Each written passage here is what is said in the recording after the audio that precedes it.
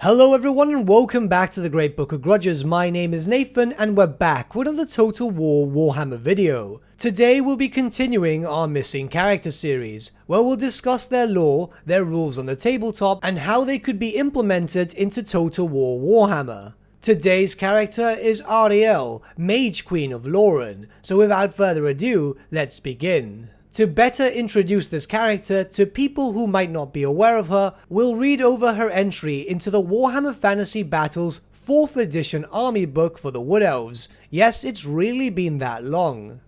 Ariel, Mage Queen of Loren. Ariel is the Queen of Loren and presides over the realm together with Orion. Ariel acquired the aspects of Isha, the ancient elven goddess of nature, through the strange magic of the Oak of Ages at the same time as Orion gained the aspects of Kurnos. Thus, the magical force of nature flows through Ariel as if she were Isha herself. Ariel wields immense natural forces and weaves them according to her will, commanding the trees of the forest to grow and vegetation to spring forth from the ground. She is who weaves enchantments around the forests of Loren to delay and mislead intruders, or lure them onwards to their doom. Like Orion, Ariel's immortality is linked to the seasons, and though she dies each midwinter, she is reborn the following year.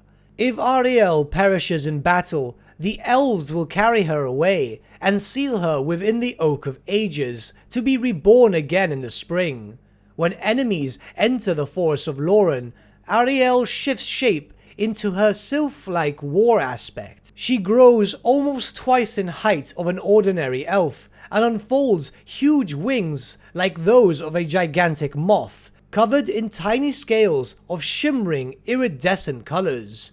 Upon her wings, strange markings known as the Eyes of Isha and the Spirals of Isha can be seen. Sometimes Ariel's wings display the markings of the Death's Head moth, indicating that she is enraged and in a vengeful mood. Moth-like antennae emerge from her head, but her face remains that of a beautiful she-elf with piercing eyes. The upper part of her body is clad in shimmering scales of incandescent green, while the lower part trails away into infinity like an ethereal or elemental being. She appears to glow with an inner light like the moon and trails raw magic in a shower of glittering stardust. In this form, Ariel can fly around the battlefield, wielding her magic.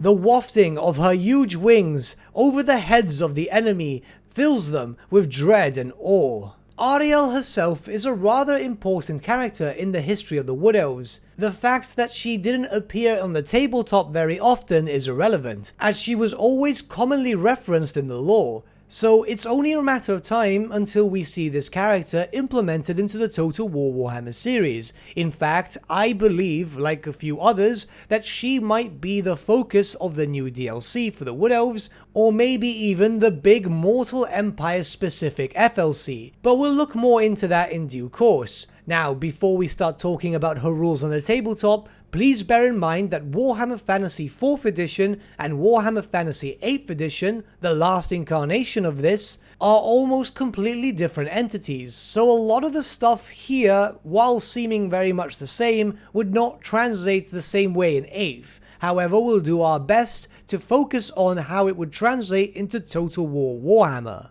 Stat-wise, everything was fairly average. In truth, the only thing which was above average was the fact that she had Initiative 9, but nothing was too great. Then again, this was a character that was not known for melee combat, but rather her spell weaving. She was a spellcaster who could know magic from the laws of high magic and that of battle magic, the 8 generic laws. However, it's more than likely that we'll see her being introduced, if she ever does of course, with the Law of Loren, a spell lore which was rather short-lived but unique to the Wood Elves. Don't worry, we'll be discussing this law of magic in a future video. Now, this character on the tabletop had a fair amount of special rules and special mechanics. For her generic special rules, she has Fly, which you can imagine would give her the ability to fly. Right now, no legendary lords can fly without a mount, but I think it's rather important that we do get access for it for Ariel.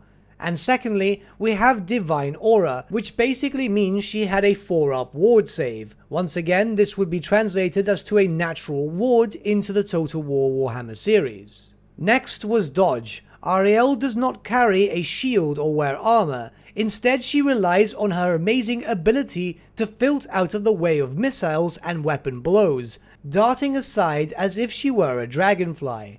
Basically, what this means is that she is just extremely quick. I'm assuming that this would also add to her natural ward save.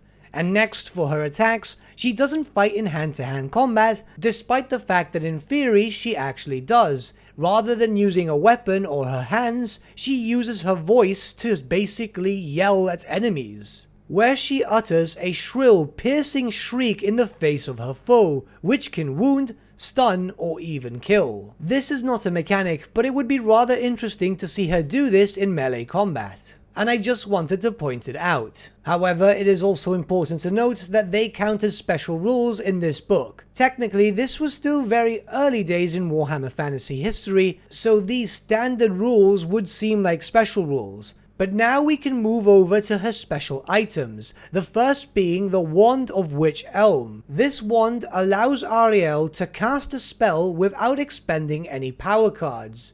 Before the battle, you must declare which of your spells is the one inscribed on the wand. This spell can only be cast using the wand, but will not require power cards, and you may inscribe any spell on the power of the wand. This could be a rather interesting mechanic. Before you start any battle, you could choose a spell to be considered free, and then you could place that onto your special item. You'd be able to cast that spell without spending any winds of magic, but then it would have a much larger cooldown than you would from a normal cast, and you would not be able to cast it normally. I don't know if something like this could even be possible mechanic-wise in Total War's engine, and more than likely it would just be that the wand itself will have its own special ability, but you never know, maybe they could surprise us.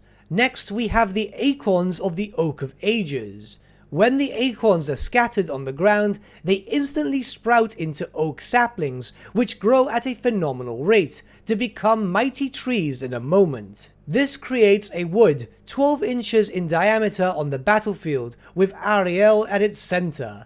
These acorns can only be used once, and the acorns will only sprout on open flat land. Something like this may actually be possible. In an old Ask Me Anything, the developers did mention that they were looking at the possibility of introducing terrain and different stuff into the Total War Warhammer series. Who's to say they wouldn't be able to test this out with Ariel and her acorns? This would be the perfect opportunity to give it a try, see if it works, and if it does, and then give it a full implementation with various characters, laws of magic, and so on in the third and final game of the series.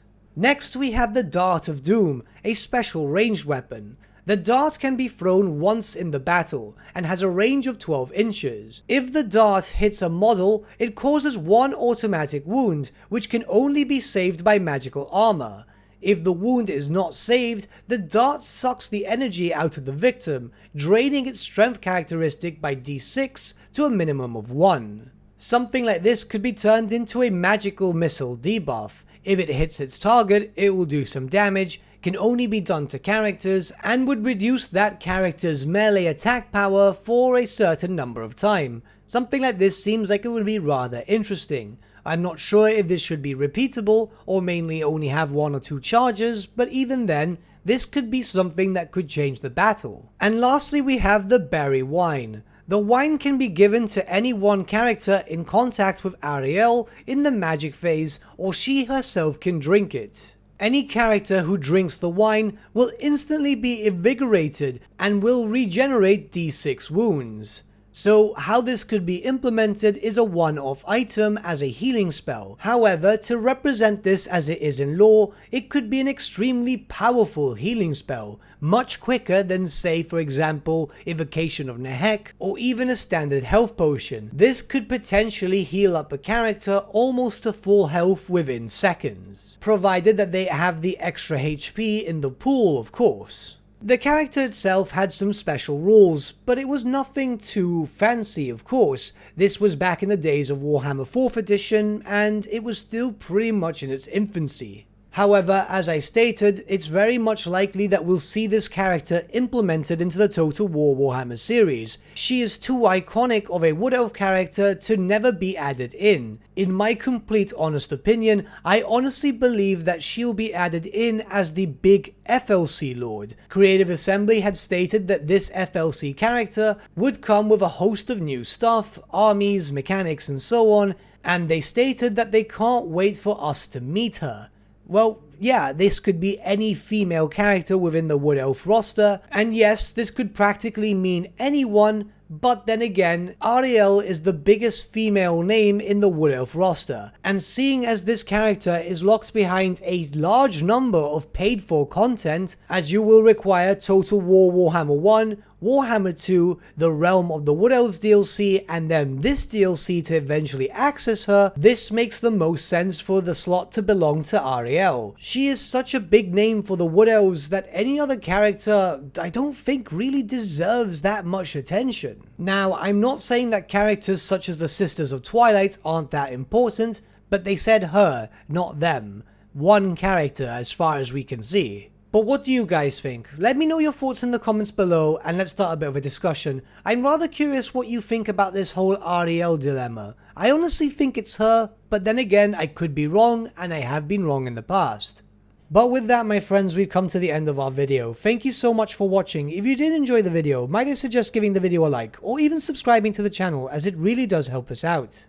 In the description section below are various links to different social media platforms such as Facebook, Instagram and Discord. Also in the description section is an affiliate link with Element Games where you could buy loads of hobby-based products, not just Warhammer, for 10 to 25% off. Making a purchase using that link and also our special code, which is also in the description, supports the channel at no extra cost to you, which we think is rather cool. A big thank you to our patrons. Your support means the world to us. It's amazing that people want to help a small channel like us grow and get to a higher level of content. A big thank you to Gibraltar LUSC, Ryan Bertsche, Andrew Prince and Okro for subscribing to us at our Fane level. You guys are super cool. And a big thank you to Edward Yule, VS Vasan, Aaron Whitman and Shaggy for subscribing to us at our King level. Honestly, we can't thank you all enough. And lastly, a big thank you to all of you for liking, sharing and commenting on these videos. Honestly, it's because of you guys that the channel has been growing at such a great pace lately, so we can't thank you all enough. But with that, my friends, thank you so much for watching once again, and we shall see you all again very, very soon. Have a good day.